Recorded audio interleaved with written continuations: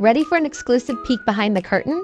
Join us on a journey through the precision and craftsmanship that shape our exceptional UpperSlide cabinet pullouts, from inception to their arrival at your doorstep.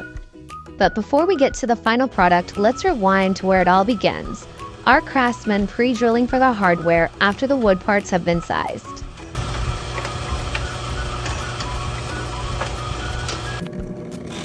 Next up, we're stepping into the process where he is drilling the initial essential holes to craft our dependable spice rack pull-out handles.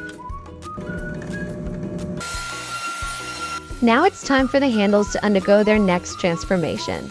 After drilling, reroute them to remove any rough edges and sand them for a smooth, comfortable finish. Watch as another expert takes charge of routing and sanding the handles. We're on to the next phase of our journey.